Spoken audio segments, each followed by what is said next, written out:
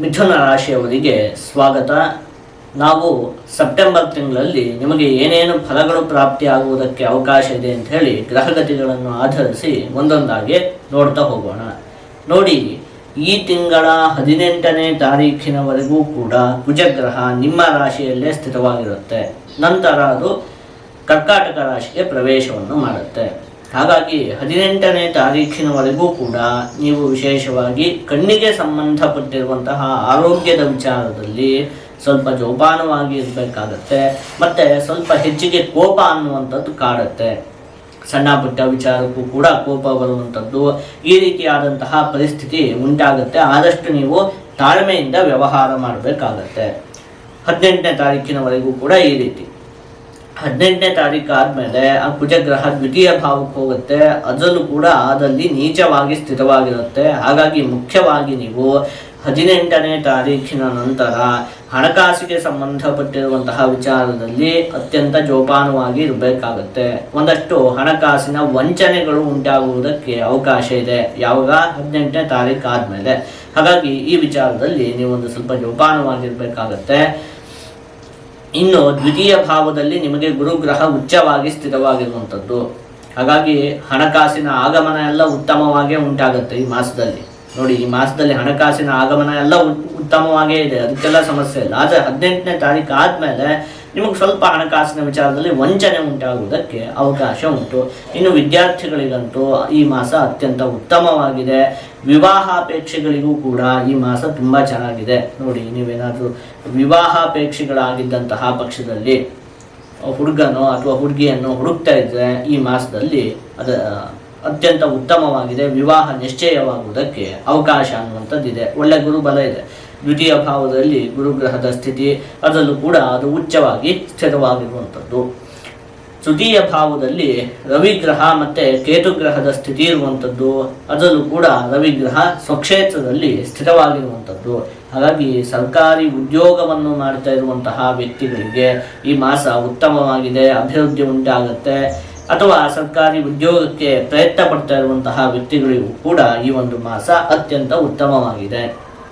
ಒಡ ಹುಟ್ಟಿದವರಿಂದ, ನಿಮ್ಮ ಅಣ್ಣ ತಮ್ಮ ಅಕ್ಕ ತಂಗಿ ಇವರುಗಳಿಂದ ನಿಮಗೆ ಈ ಮಾಸದಲ್ಲಿ ಒಂದಷ್ಟು ಸಹಾಯ ಅನ್ನುವಂಥದ್ದು ಪ್ರಾಪ್ತಿಯಾಗತ್ತೆ.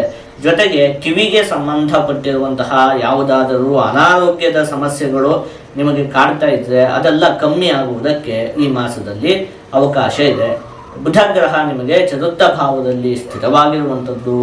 ಅದರಲ್ಲೂ ಕೂಡ ಅದು ಉಚ್ಚವಾಗಿ ಸ್ಥಿರವಾಗಿರುವಂಥದ್ದು. ಹಾಗಾಗಿ ಸದ್ವಾಹನೈರ್ಧಾನ್ಯಧನೈ ಸಮೇತ ಸಂಗೀತ ನೃತ್ಯಾಭಿರುಚಿರ್ ಮನುಷ್ಯ ವಿದ್ಯಾ ವಿಭೂಷ ಗಮನಾದಿಶಾಲಿ ಪಾತಾಳಗೆ ಶೀತಲ ಭಾನುಸೂನವು ಅಂಥೇಳಿ ಹೇಳಿರುವಂಥದ್ದು. ಅಂದರೆ ವಿದ್ಯಾರ್ಥಿಗಳಿಗೆ ಈ ಮಾಸ ಉತ್ತಮವಾಗಿದೆ. ಮುಖ್ಯವಾಗಿ ವಾಹನಕ್ಕೆ ಸಂಬಂಧಪಟ್ಟಿರುವಂತಹ ವಿಚಾರಕ್ಕೆ ಈ ಮಾಸ ಅತ್ಯಂತ ಉತ್ತಮವಾಗಿದೆ. ನೋಡಿ, ಹೋದ ಮಾಸದ ಒಂದು ಭವಿಷ್ಯ ಹೇಳುವಂತಹ ಸಂದರ್ಭದಲ್ಲಿಯೂ ಕೂಡ ನಾವು ಹೇಳಿದ್ವಿ ಏನು, ಈ ವರ್ಷ ನಿಮಗೆ ವಾಹನಕ್ಕೆ ಸಂಬಂಧಪಟ್ಟಿರುವಂತಹ ವಿಚಾರಕ್ಕೆ, ಭೂಮಿಗೆ ಸಂಬಂಧಪಟ್ಟಿರುವಂತಹ ವಿಚಾರಕ್ಕೆ ಅತ್ಯಂತ ಉತ್ತಮವಾಗಿದೆ. ಆದರೆ ಹೋದ ಮಾಸದಲ್ಲಿ ಅಂಥೇಳಿ ಆದರೆ ಆಗಸ್ಟ್ ತಿಂಗಳಲ್ಲಿ ಮಾತ್ರ, ಅದೊಂದು ತಿಂಗಳು ಮಾತ್ರ ನೀವು ವಾಹನವನ್ನು ತೆಗೆದುಕೊಳ್ಳುವಂಥದ್ದು ಬೇಡ ಅಂಥೇಳಿ ಹೇಳಿದ್ವಿ. ನೋಡಿ, ಆದರೆ ಈ ತಿಂಗಳು ಚೆನ್ನಾಗಿದೆ. ಯಾವುದು? ಸೆಪ್ಟೆಂಬರ್ ತಿಂಗಳು. ಇದು ವಾಹನಗಳಿಗೆ ಸಂಬಂಧಪಟ್ಟಿರುವಂತಹ ವಿಚಾರಕ್ಕೆ ಅತ್ಯಂತ ಉತ್ತಮವಾಗಿದೆ. ಹಾಗಾಗಿ ಈ ಸೆಪ್ಟೆಂಬರ್ ತಿಂಗಳಲ್ಲಿ ನೀವೇನಾದರೂ ನೂತನವಾದಂತಹ ವಾಹನಗಳನ್ನು ತೆಗೆದುಕೊಳ್ಳುವಂತಹ ಆಸೆ ಇದ್ದರೆ ತೆಗೆದುಕೊಳ್ಳಬಹುದು, ಏನೂ ತೊಂದರೆ ಅಂತ ಹೇಳುವಂಥದ್ದಿಲ್ಲ. ಈ ಮಾಸ ಅದಕ್ಕೆ ಉತ್ತಮವಾಗಿದೆ. ಜೊತೆಗೆ ಸಂಗೀತಕ್ಕೆ ಸಂಬಂಧಪಟ್ಟಿರುವಂತಹ ಕೆಲಸವನ್ನು ಮಾಡುವಂತಹ ವ್ಯಕ್ತಿಗಳಿಗೂ ಕೂಡ ಈ ಮಾಸದಲ್ಲಿ ಅತ್ಯಂತವಾಗಿ ಅಭಿವೃದ್ಧಿ ಅನ್ನುವಂಥದ್ದು ಉಂಟಾಗುತ್ತೆ.